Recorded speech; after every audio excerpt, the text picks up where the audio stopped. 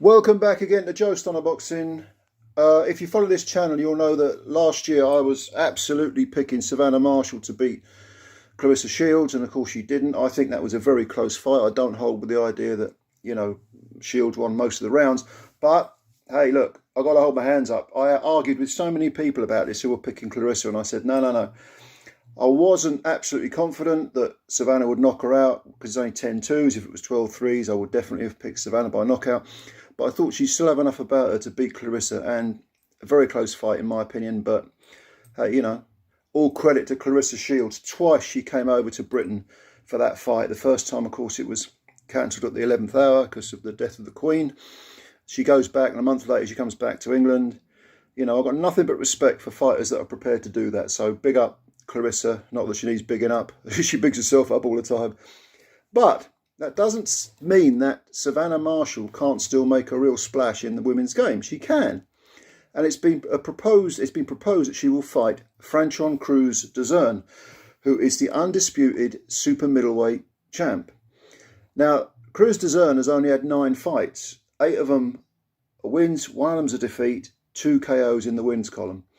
But it's interesting because the defeat was in her debut and against another debutante called Claressa Shields. They both fought each other in their debuts, and Claressa, it was a 4-rounder. Claressa supposedly whitewashed her. I remember watching that fight live, and I thought there's no way that Claressa won all 4 of those rounds. The 3 judges thought they did, but I just thought CREWS DEZURN, might have pinched at least 1. I mean, I wouldn't have even complained about a draw. I did think Claressa won it. It's 4 rounds, 4 2s. What's that, 8 minutes of fighting? It's such a sprint. But CREWS DEZURN in only 9 fights, and this sort of speaks volumes for the women's game, really. There just isn't the depth of talent there, even though there are talented female fighters. There just isn't the gene pool, the talent pool is not very deep. It's shallow. In 9 fights, she's become undisputed super middle champ. And the last piece of the jigsaw, I think that is actually a unification against Ellen Sederus.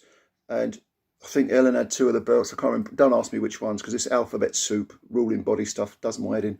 But she won all 4. She picked up the other 2 belts, and now she's a 4-belt champ. Good luck to the woman. She's 35, orthodox fighter. And she's a big girl. If you've ever seen her, I mean, she's a big, powerful-looking woman. I mean, a real Amazon.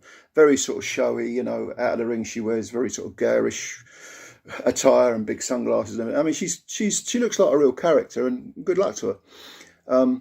And this is a fascinating fight for Shields, I think, because Shields, CREWS DEZURN is 5'8". Shields is not much off 6 foot. She's a very, very big woman, powerful woman, naturally big. And so I think at middleweight, I'm not saying she had weight problems, weight issues, but it's going to be very interesting to see if she can take all that power that she showed against, mediocre opposition for the most part, definitely.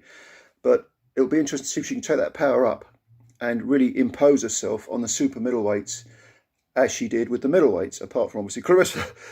So I'm looking forward to this fight. I think ideally I wanted the rematch for Savannah with Claressa. I think that was a natural. Savannah beat Claressa in the amateurs. Claressa came back and won in the pros. Why not have a 3rd fight? I think there was a rematch clause in place. But for some reason, Claressa is going to fight Hannah Gabriels, who, by the way, Hannah Gabriels, in case you didn't know, is the WBC women's heavyweight champion, even though I think she's no bigger than a super middle.